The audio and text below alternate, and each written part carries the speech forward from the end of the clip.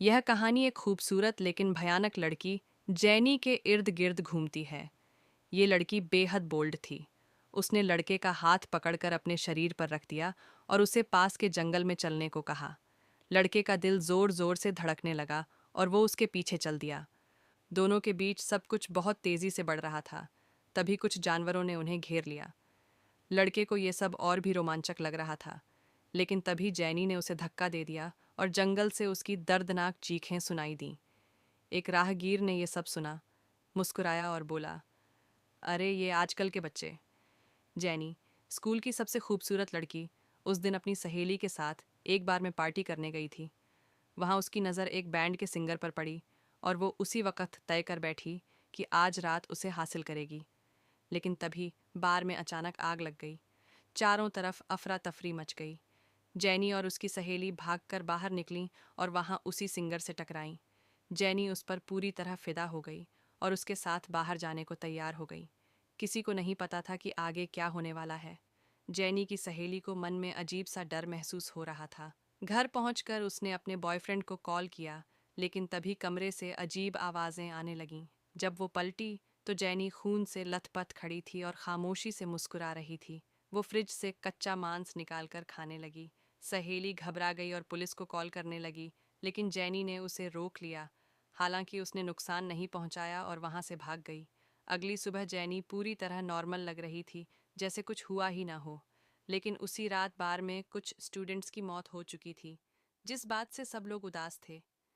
Jenny फिर से उसी लड़के के साथ जंगल में गई और थोड़े दिनों बाद एक लड़के की लाश मिली, जिसे किसी जानवर ने नोच डाला था, लेकिन वो जेनी ने की थी।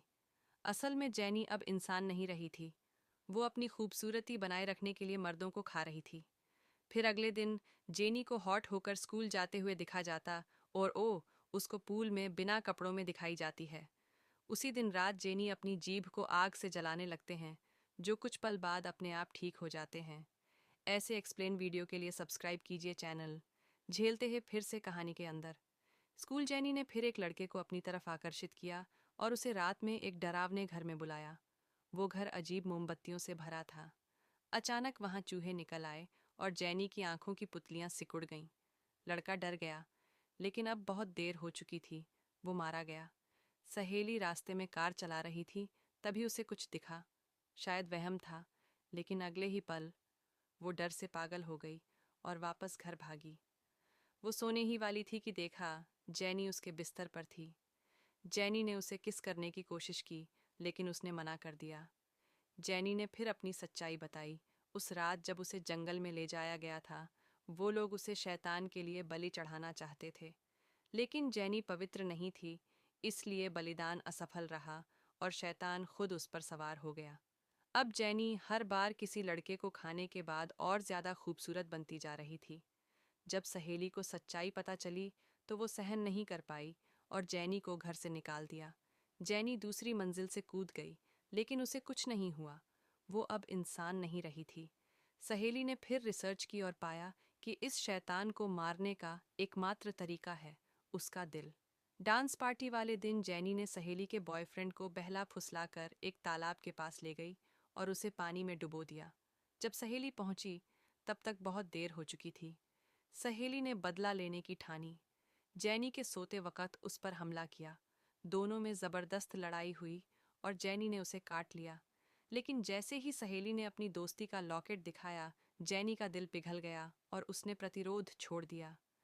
सहेली ने छुरा सीधे उसके दिल में घोंप दिया। जैनी की माँ आ गई और पुलिस ने सहेली को गिरफ्तार कर लिया। लेकिन अब वो पहले जैसी नहीं थी। जैनी के काटने से शैतान अब उसमें समा गया था। कुछ दिनों बाद उसने जेल से भागकर उन सब से बदला लिया जिन्होंने जैनी को बलि चढ़ाने की साजिश की थी। और इसी तरह ए मूवी एंड होता है।